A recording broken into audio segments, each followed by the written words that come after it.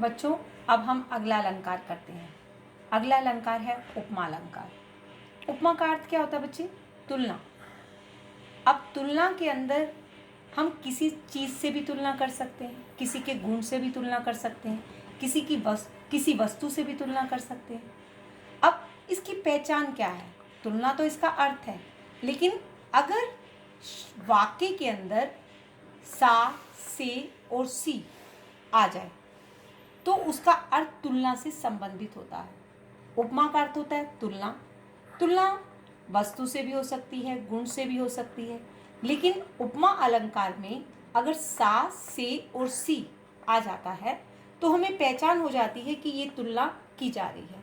चाहे वह गुणों से हो, चाहे वस्तु से हो, तब हम पहचान जाते हैं कि ये उपमा अलंकार है। उपमे का अर्थ क्या होता है बच्चे? जिसकी उपमा दी जाती है।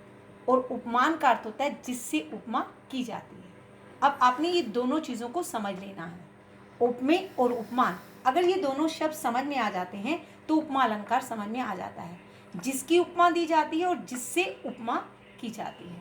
अब हम उदाहरण के द्वारा समझते हैं। हरिपद कोमल कमल से। अब भगवान की जो पाँव हैं वो बहुत कोमल है, लेकिन उसकी तुलना किसके साथ की गई है? कमल से की गई है।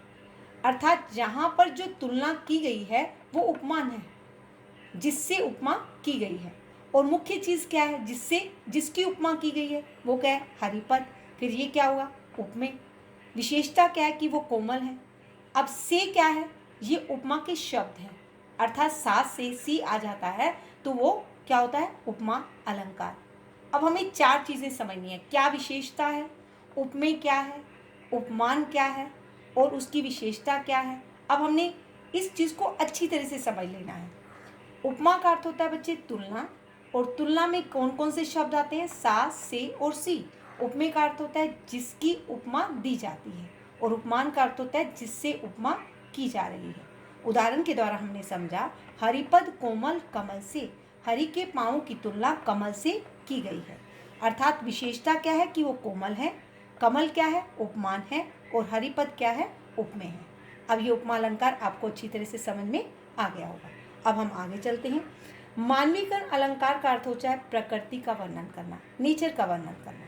जहाँ पर नेचर का वर्णन होता है, प्रकृति का वर्णन होता है, वह मानवीकरण अलंकार होता है।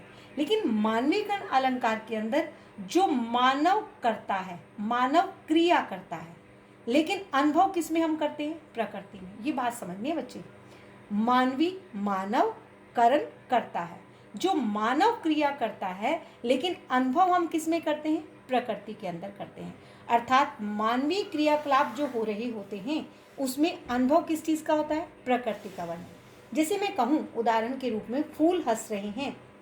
अब फूल नहीं हंसते हैं, ये मानव महसूस करता है कि फूल हंस रहे हैं। अर्थात अगर फूल खिले हुए हैं तो वो मनुष्य महसूस कर रहा है कि वो फूल हंस रहे हैं। पत्ते नाच रहे हैं, अर्थात जब मौसम अच्छा होता है तो पत्ते लहराते हैं। ये महसूस कौन कर रहा है? मानव कर रहा है। वर्णन प्रकृति का है, लेकिन महसूस कौन कर रहा है? मानव। तो वहाँ पर कौन सा अलंकार हुआ? मानवीकरण अलंकार। ये आसानी से समझ में आता है, लेकिन आपने इसके अर्थ को अच्छी तरह से समझना है, फिर ये समझ में आ जाएगा। मानवीकरण अलंकार समझ में आ गया। अब आगे चलते हैं। अतिशयोक्ति। अति का अर्थ है अधिक, उक्ति कथन। जो कथन है उसको बढ़ा चढ़ाकर बताया जाए, बात को बढ़ा चढ़ाकर करना अतिशयोक्ति अलंकार कहलाता है। हम उदाहरण के द्वारा समझते हैं। अति का अर्थ है अधिक, उक्ति का अर्थ है कथन। जो कथन को बढ़ा चढ़ाकर कहा जाता है, जिस कथन को बढ़ा चढ़ाकर कहा जाता है, जब बात को बढ़ा चढ़ाकर कहा जाता है, वहां पर अतिशयोक्ति अलंकार होता है। हम उदाहरण के द्वारा समझते हैं। देख लो साकेत नगरी है यही, स्वर्ग से मिलने गगन में जा रही। साकेत का अर्थ क्या होता है? अयोध्या नगरी। अब अयोध्या नगरी क्या स्वर्ग से मिलने आकाश में जा सकती है? नॉट पॉसिबल ना, ये पॉसिबल नहीं है। लेकिन जहाँ पर बात को बढ़ा चढ़ा कर कहा गया है कि ये अयोध्या नगरी जो है स्वर्ग से मिलने गगन में जा रही, ये स्वर्ग से मिलने आकाश में जा रही है। यहाँ पर बात को बढ़ा चढ़ा कर कहा गया है, इसलिए यहाँ पर अतिशयोक्ति अलंकार है। अब हम अगला अलंकार करते हैं। यहाँ तक समझ में आ गया ना बच्ची? उपमा का अर्थ था तुलना, इसमें क्या था महत्वपूर्ण? सा से सी। और उपमेय का अर्थ है जिसकी उपमा दी जाती है। उपमान का अर्थ है जिससे। हरिपद कोमल कमल से, यहाँ पर हरि अर्थात भगवान के पाँव की तुलना कमल से की गई है। मानवीकरण अलंकार में प्रकृति का वर्णन है। मानव जो क्रिया करता है उसमें महसूस किस, मानव जो क्रियाएं कर रहा है उसका अनुभव किस में कर रहा है, प्रकृति में, तो मानवीकरण अलंकार हुआ। जो बात को बढ़ा चढ़ा कर कहा जाता है वह अतिशयोक्ति अलंकार होता है। अब हम रूपक अलंकार समझते हैं। यहाँ पर उपमेय और उपमान, यहाँ पर मैंने दोनों चीजें समझाई हैं।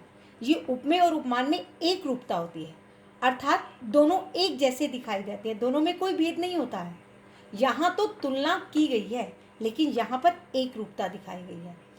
चाहे जिसकी उपमा दी जा रही है या जिससे उपमा की जा रही है, ये दोनों क्या है, एक रूप है। किसमें, रूपक में। यहाँ पर तुलना की जा रही है और यहाँ पर एक रूपता दिखाई जा रही है। दोनों के डिफरेंस को अर्थात अंतर को जब हम समझ लेते हैं तो उपमा और रूपक में गलत नहीं करते हैं। रूपक में उपमेय और उपमान एक रूप है, अर्थात दोनों में कोई भेद नहीं है। चरण कमल बंदो हरिराई, जहाँ पर जोजक लग जाता है ना बच्चे, वहाँ एक रूपता होती है। जैसे मैं कहूँ माता और पिता, माता और पिता आपके लिए दोनों इंपॉर्टेंट है, दोनों महत्वपूर्ण है, इसलिए यहाँ पर चरण कमल बंदो हरिराई, यहाँ पर चरण कमल बंदो हरिराई, भगवान के जो पाँव हैं कमल से प्रतीत होते हैं, कमल जैसे प्रतीत होते हैं। से अगर यहाँ पर आ जाता तो तुलना हो जाती। यहाँ पर मैंने कहा से, यहाँ पर से नहीं लगाया, मैंने कहा कमल जैसे प्रतीत होते हैं, के समान प्रतीत होते हैं, तो यहाँ पर उपमेय और उपमान में कोई भेद नहीं है। बच्चे याद रखना है आपने, यहाँ पर चरण कमल बंदो हरिराई, जो भगवान के चरण हैं वो कमल जैसे हैं, अर्थात उसके समान है। जहाँ पर समानता और एक रूपता होती है वहाँ रूपक अलंकार होता है, जहाँ पर तुलना की जाती है वहाँ पर उपमा अलंकार होता है। अब आपको सभी अलंकार अच्छी तरह से समझ में आ गए होंगे। अगर कोई इसमें से समझ में ना आए तो आप मुझसे पूछ सकते हैं। Thank you very much.